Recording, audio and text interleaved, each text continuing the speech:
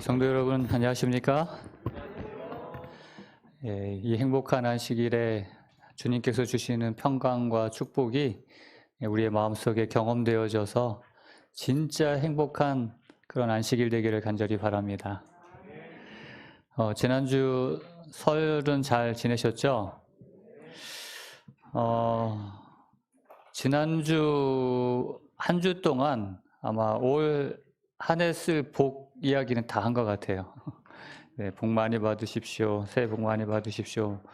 뭐 말로도 그렇게 많이 하고 또 뭐 문자나 카톡으로도 그렇게 얘기를 했는데 저희가 지금 팔복에 대해서 하나님의 은혜를 나누고 있습니다.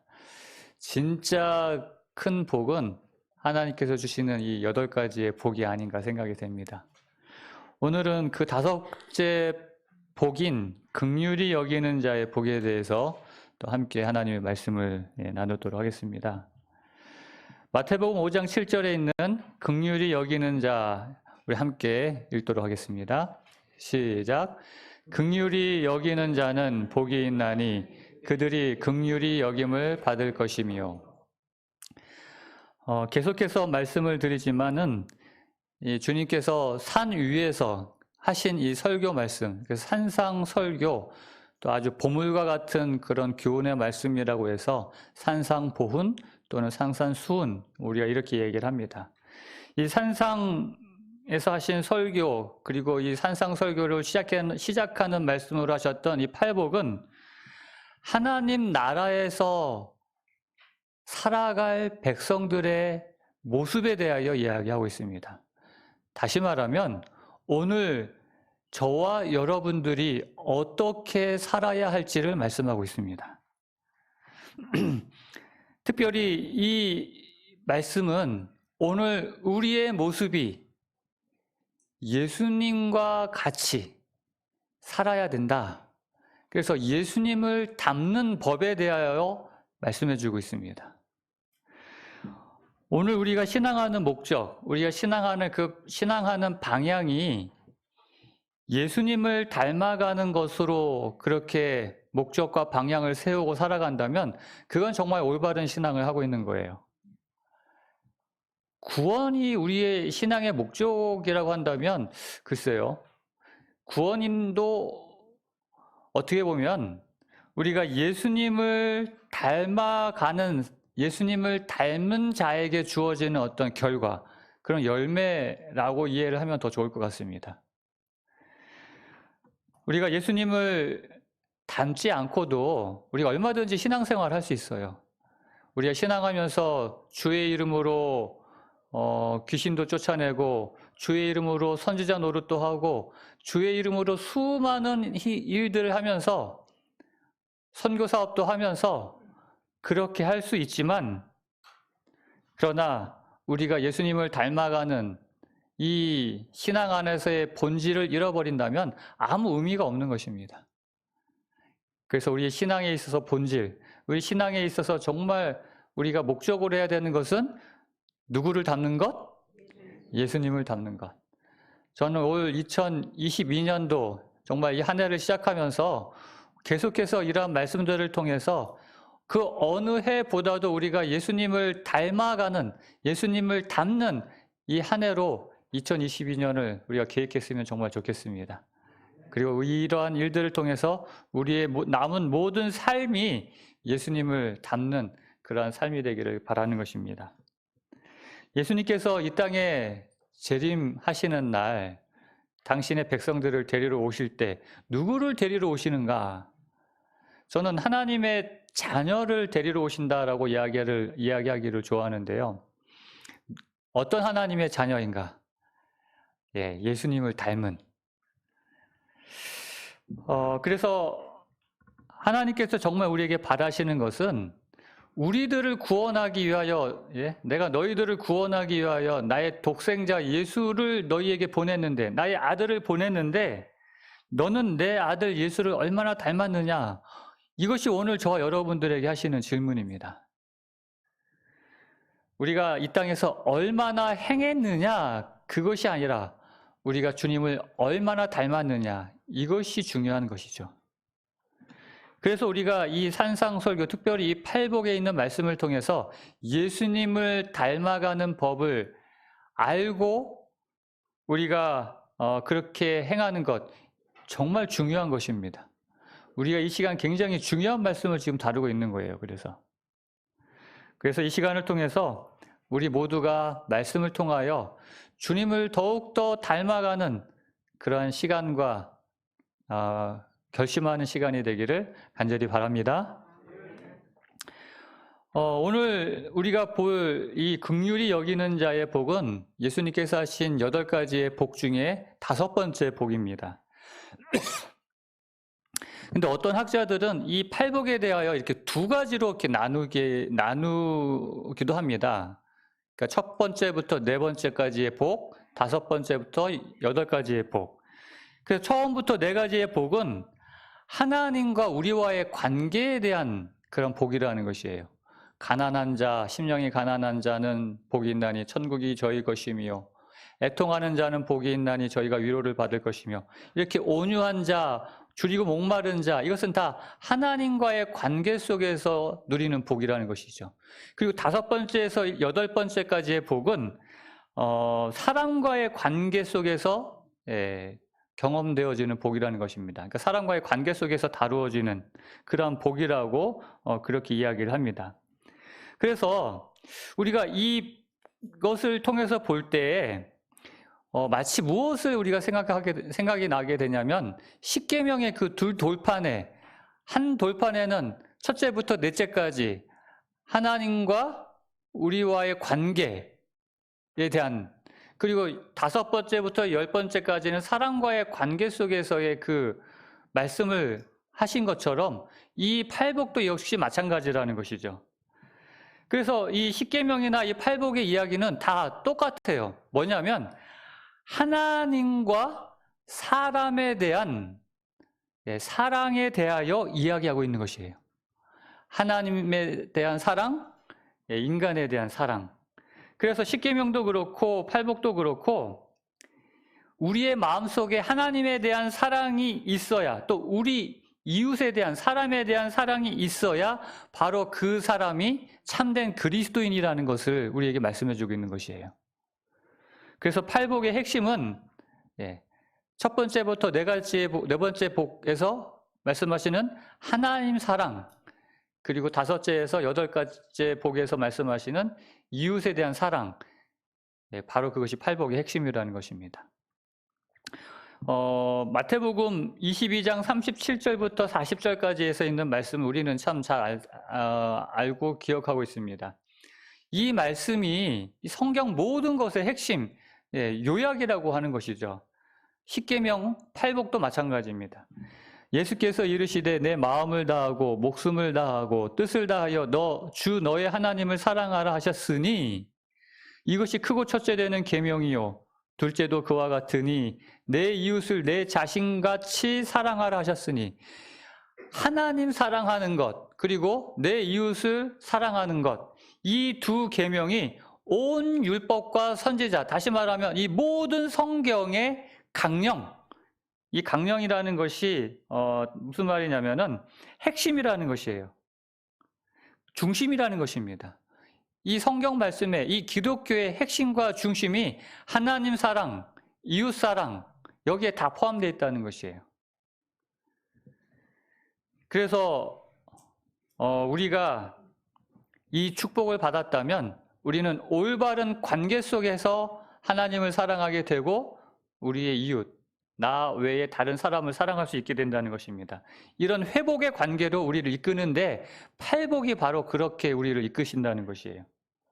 우리가 만약에 이러한 축복을 경험하지 못한다면 우리의 삶 속에서 이런 하나님과의 사랑의 관계를 회복하지 못하고 이웃과의 사랑의 관계를 회복하지 못한다면 우리는 아직도 이러한 복을 경험하지 못하고 받지 못하고 살아가고 있는 것이죠.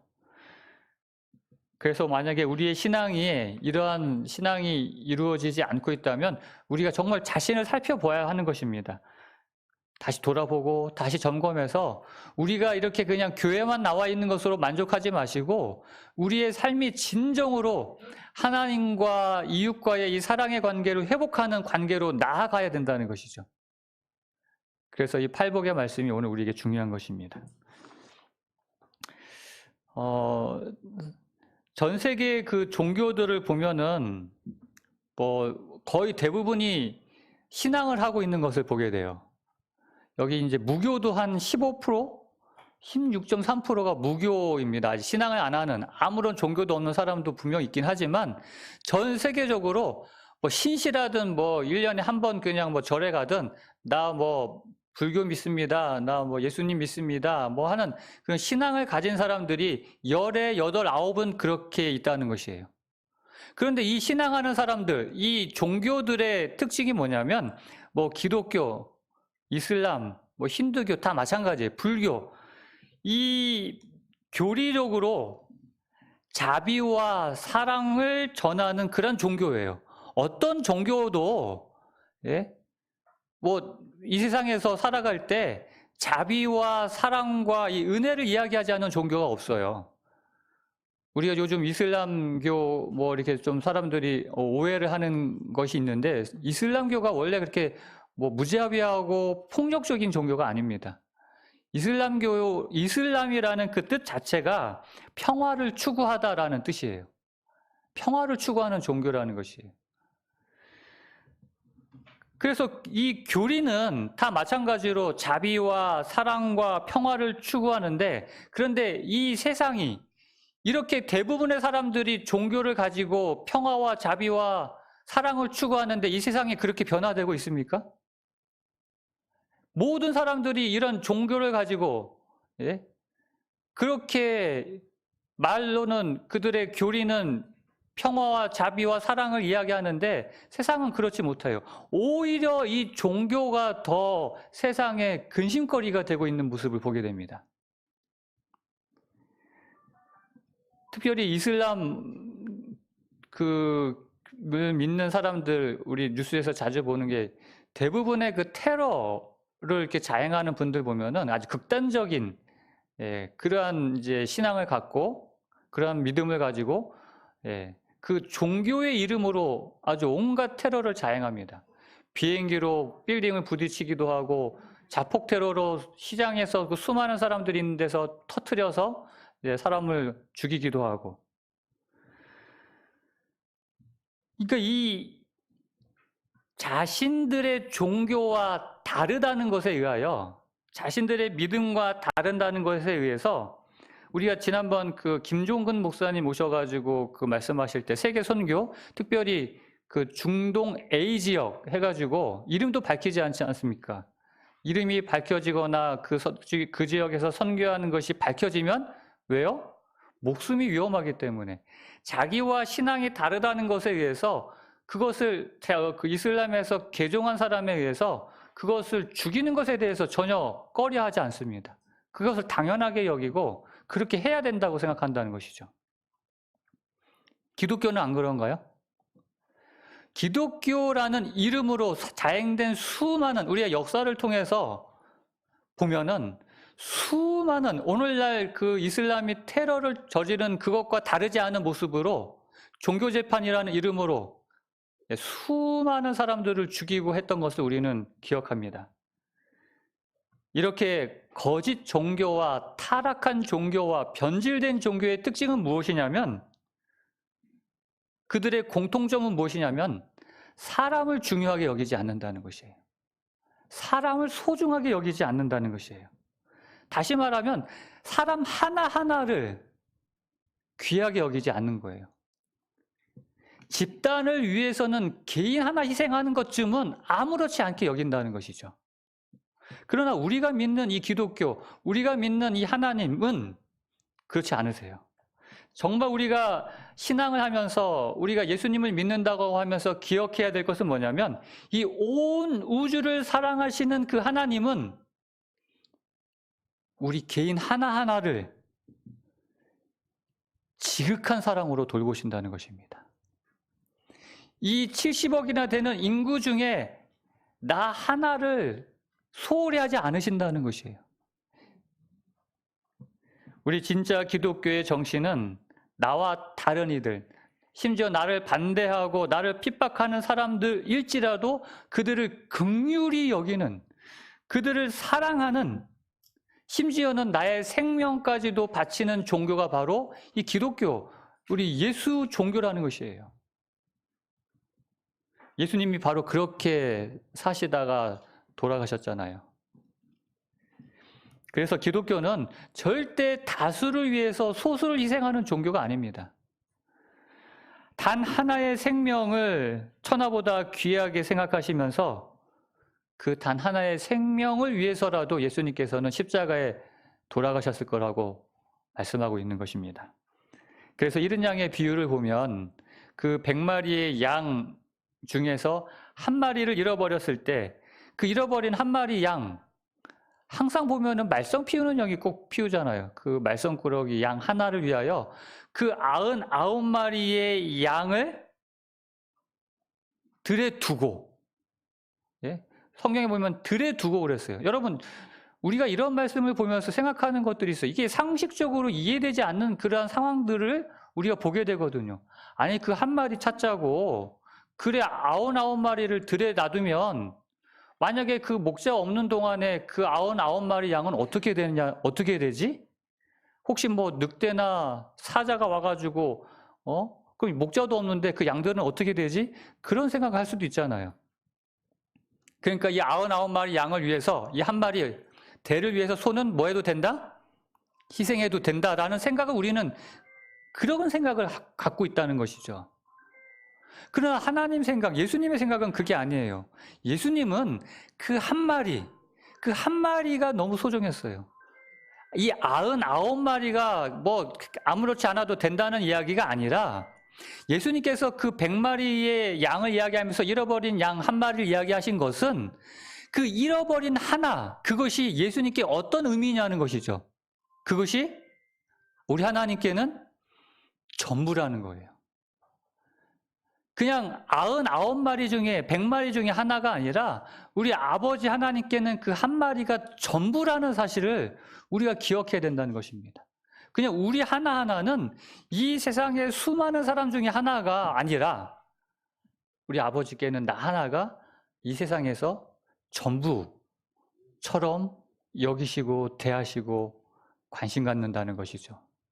그렇기 때문에 우리가 그러한 예수님을 믿는 사람들이라고 하면은 역시 우리도 그러한 마음을 가져야 된다는 거예요. 근데 안타깝게도 유대인들은 하나님이 가지셨던 이 하나에 대한 긍휼을 잃어버렸어요. 그래서 어떻게 했습니까? 그들은 진짜 신앙적인 사람들입니다. 종교적인 사람들이에요. 열심히 있는 사람들입니다. 하나님 안 믿는 사람들이 아니에요. 그런 종교적 신앙과 열심을 가지고 뭐 했어요? 사람들을 정죄하고 말씀대로 살지 못한다고 해가지고 돌을 들어 치려고 했던 사람들입니다. 여러분, 우리가 예수님을 따르는, 예수님을 닮고 싶은 제자들이라고 한다면 단순히 뭐 성경 들고 다니고 교회 나온다고 해서 제자가 되는 게 아니라는 것을 우리가 아셔야 돼요. 우리의 모습 속에서 요한복음 13장 35절에 있는 말씀처럼 너희가 뭐하면? 서로 사랑하면 이로써 모든 사람이 너희가 내 제자인 줄 알리라 하고 말씀하시는 것이에요. 바로 이 말씀이 오늘 우리의 모습이 어떠한지를 알려주는 그런 바로미터와 같은 말씀이 되는 것입니다. 그러면 우리가 어떻게 사랑해야 하는가? 그 사랑하는 방법을 알려주는 것이 아까 말씀드렸듯이 그 인간에 대한 사랑에 대해서 알려주는 것이 5번째에서 8번째 복. 오늘 우리가 이제 살펴보는 5번째, 긍휼히 여기는 자. 바로 이 긍휼히 여기는 것이 우리가 이웃을 사랑하는, 다른 사람을 사랑하는 그러한 방법을 우리에게 알려주시는 것이에요. 여러분, 긍휼이 무엇입니까? 긍휼. 이런 단어를 쓰더라고요. 사전적 의미는 불쌍히 여겨 돌보아 주는 것을 긍휼이라고 한다고 합니다. 여러분, 누구나 다 불쌍한 사람을 보면은 어떤 생각이 들어요? 요즘 TV를 보면은 저는 EBS를 이제 주로 다큐멘터리 프로그램을 이제 좋아하거든요. 그래서 EBS 이렇게 보면은 어떤 방송 끝나고 이렇게 선전할 때 어떤 선전을 주로 하냐면은 뭐 세이브 더 칠드런 뭐 이런 불쌍한 아이들, 아픈 아이들, 아프리카에 굶는 아이들 이런 모습들을 보여주면서 도와달라는 그런 호소들을 해요. 근데 사람들이 그런 모습들 보면 어때요? 불쌍해. 어떡해. 우리가 누구나 불쌍한 사람들을 보면 누구나 다 거의 대부분, 물론 안 그런 사람도 있을 수 있겠지만 대부분은 어떤 생각을 해요? 불쌍해. 다 그런 생각을 가져요. 여러분 다 그렇잖아요. 그런데 불쌍해. 어떡해. 거기에 머물러 있는 것이 긍휼이 아니라는 것이에요. 긍휼은 그냥 불쌍히 여기는 마음이 아니라 거기에 머물러 있는 것이 아니라 거기에 더 나아가서 뭐까지 해야 돼요? 불쌍히 여겨서 뭐까지? 돌보아 주는 것까지 나아가는 것이 긍휼이라는 것입니다. 그래서 이 긍휼의 최고점은 십자가에서 드러났습니다. 우리 주님께서 죄로 말미암아 죽어가는 고통당한 우리를 보면서 불쌍해. 어떡해. 그냥 이렇게만 하지 않으셨어요. 어떻게 하셨어요? 그 불쌍히 여기시고 이 땅에 하늘에서부터 이 땅에 내려오신 거예요. 우리를 위하여 고통당하는 우리를 위하여 십자가에서 그 고통을 해결해 주지 않으셨습니까? 바로 그것이 긍휼이라는 것이에요. 불쌍히 여겨 거기서 더 나아가서 행동으로 돌보아 주는 것까지 나아가는 것이 긍휼이라고 이야기하는 것입니다. 그래서 산성보훈에 보면은 이 예수님께서 이 말씀하신 산상보훈에 대하여 특별히 화이트 부인이 긍휼히 여기는 자의 복에 대해서 이런 말씀하셨어요. 긍휼히 여기는 자는 신의 성품에 참여하는 자들이다. 우리가 닮고 싶어하는 신, 바로 예수님, 예수님의 성품에 우리가 참여하는, 다시 말하면 예수님을 닮은 자가 바로 긍휼히 여기는 자라는 것이에요. 그러므로 그들 안에는 하나님의 자비로운 사랑이 나타난다는 것이죠. 그리스도인은 그냥 말로만 허울 뿐인 그리스도인이 아니라 마음속에 예수님의 이런 사랑을 가지고 예수님을 닮고 그래서 긍휼히 여기는 마음을 갖고 있는 이 사람은 잘못을 범하는 자들, 시험을 당하는 자들, 궁핍과 죄의 희생물이 된 가련한 자들의 부르짖음을 들을 때 어떻게 해요? 그들을 도와줄 가치가 있을까 하고 묻지 않는다는 거예요. 저 사람은 뭐 도와줄 가치가 있을까? 맨날 술만 먹고 맨날 술에 쪄들어가지고 저렇게 정신도 못 차리고 사는데 도와줘봐야 뭔 소용이 있을까? 이런 그 가치가 있을까 하고 묻지 않고 내가 어떻게 하여야 그들을 도와줄 수 있을까 하고 묻는다는 것입니다. 다시 한번 말씀을 드립니다. 다른 사람을 불쌍히 여기는 감정은 하나님 믿지 않아도 누구나 갖고 있어요. 종교 없는 사람도 갖고 있습니다. 그것이 이제 마음에서 내 손으로까지 나아가야 된다는 것이죠. 내 발로까지 나아가야 된다는 것입니다. 그것이 긍휼이라고 성경은 오늘 우리에게 말씀하고 있는 것입니다. 그렇기 때문에 오늘 우리가 이 긍휼을 위한 기도가 필요합니다. 왜요? 우리의 마음에는 이런 긍휼이 없기 때문에 그래요.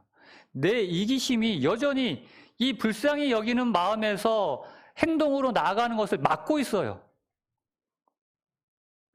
이 이기심과 탐욕에서 우리가 벗어나기 위해서 하나님의 능력이 필요한 것입니다. 우리로 하여금 긍휼히 여기는 자가 될 수 있는 하나님의 복, 이것이 우리에게 필요한 거예요. 이것을 위하여 그래서 간절히 기도하는 것이 필요한 것이죠. 주님께서 오늘 우리에게 불쌍히 여기는 감정으로 그것을 손으로 나아가는 그렇게 해주시지 않으면 우리가 긍휼히 여기는 사람이 되지 못하기 때문에 오늘 저와 여러분들이 주님을 붙잡고 긍휼을 위한 기도를 하는 저와 여러분 되시기를 바라는 것입니다. 그런데 이 긍휼에 대해서 우리가 너무 어렵게 생각하지 않았으면 좋겠어요. 긍휼 하면은 예수님처럼 예? 진짜 모든 것을 다 포기하고 목숨까지 내어주는 그러한, 물론 그게 최고의 사랑, 최고의 긍휼이지만 이 긍휼이 우리의 일상에서 나타내야 되는데 우리 그것만 생각하면은 굉장히 부담스럽거든요. 작은 것에서부터 여러분 시작하시면 좋겠습니다. 오늘 우리들의 삶에서 어떻게 이러한 긍휼, 불쌍히 여기는 마음에서 이것을 돌보아주는 이 손으로 표현되는 그러한 행동으로까지 나아갈 수 있는가? 그거는 사실 여러분 어렵지 않아요. 여러분 우리가 지난 회기 대총회에서 TMI라고 해서 늘 이야기했던 것들이 있어요. 내 일상생활에서 작은 친절 하나 베푸는 것. 그게 긍휼이라고. 그게 긍휼 아닙니까, 여러분? 누구에게 위로의 편지를 쓰는 일, 격려의 말 몇 마디를 건네주거나 그냥 아무 말 없이 그냥 친절한 미소 한번 이렇게 띄워주는 것. 그것이 그 사람에게 얼마나 위안이 되고 힘이 되는지. 조금 더 나아간다면 어려운 이웃에게 인색하지 않고 연약한 자들을 불쌍히 여기고 다른 사람의 약점과 실수를 눈 감아주고 용서하는 바로 이러한 것들이 우리가 우리의 삶 속에서 할 수 있는 긍휼의 마음들이라는 것이에요. 어렵게 생각하지 마시고 여러분들 옆에 있는 여러분들이 사랑하는 가족들에게 따뜻한 말 한마디, 부드러운 표정 하나, 어쩌면 이것이 여러분들이 여러분 곁에 있는 사람이 가장 필요로 하는 것일지도 모르겠어요. 그 한마디, 그 따뜻한 미소 하나가 얼마나 가슴을 위로해주고 힘을 주는지.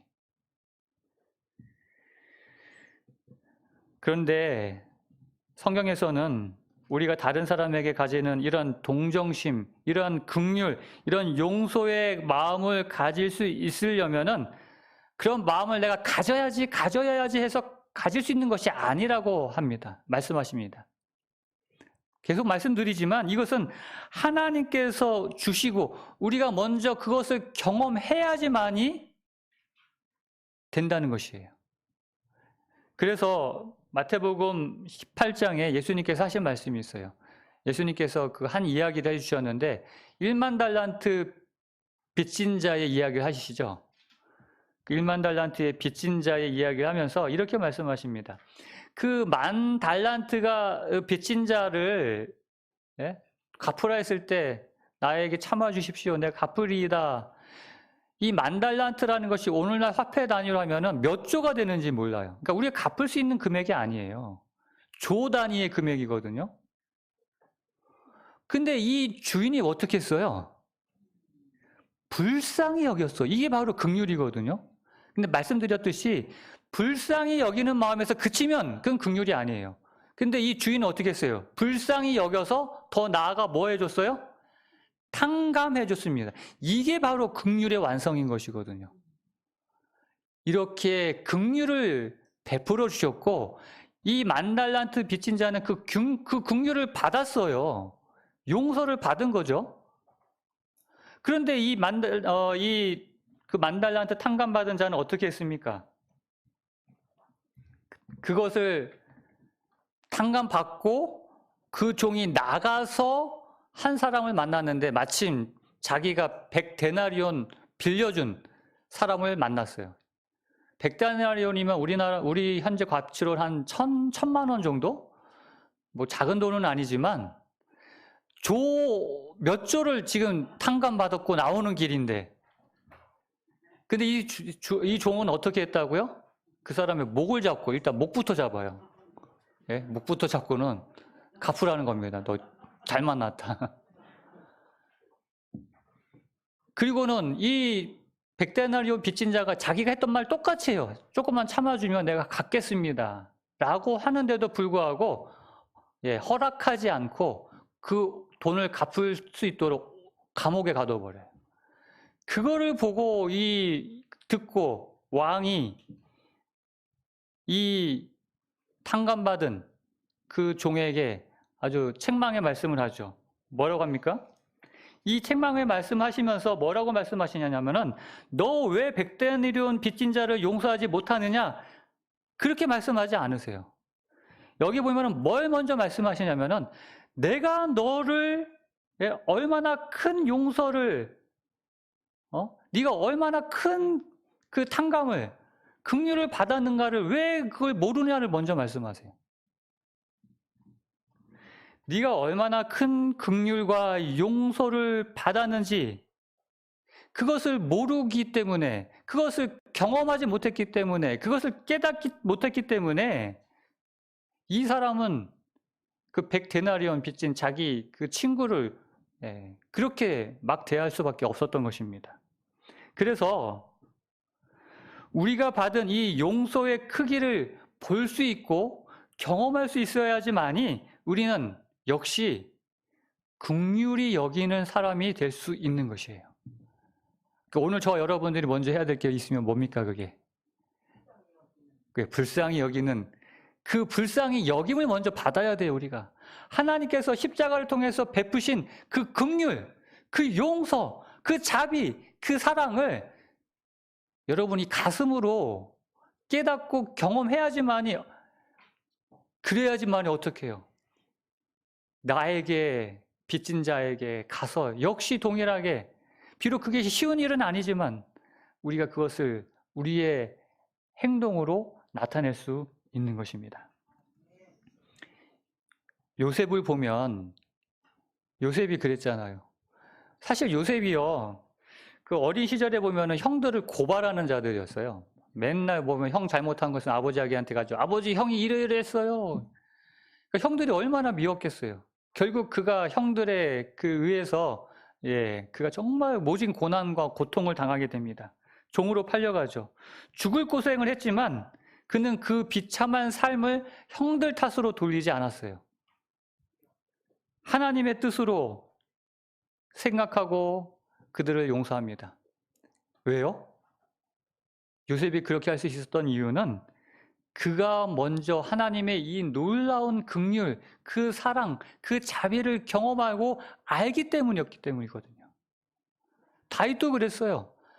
그가 열심히 충성을 다하여 섬겼던 왕 사울이 자기를 죽이려고 쫓아다닐 때 그를 죽일 수도 있는 기회가 여러 번 있었지만, 물론 하나님께로부터 기름받은 자라는 그러한 생각이 있었지만, 그러나 그는 그 사울 왕에게 긍휼로 대할 수 있었던 이유는 다윗이 먼저 하나님께로부터 받은 긍휼을 알기 때문에, 그 사랑과 자비를 그가 경험했기 때문에 그러한 긍휼을 베풀 수 있었던 것이거든요.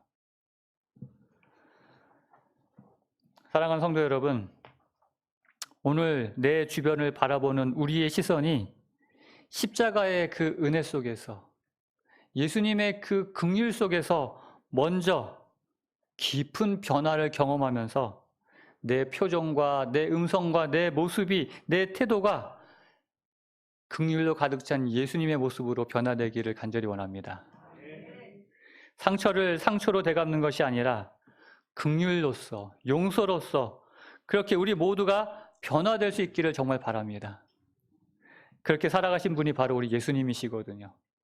우리가 정말 예수님을 닮기를 원한다면 오늘 우리에게 주신 이 말씀, 정말 긍휼히 여기는 자는 복이 있나니 저희가 긍휼히 여김을 받을 것이요. 이 축복의 말씀이 오늘 저와 여러분들에게 경험되어지기를 간절히 바랍니다. 그런 예수님을 닮아가는 저와 여러분, 우리 홍성 하늘 가족들이 되시기를 바라면서 오늘 말씀을 마치도록 하겠습니다.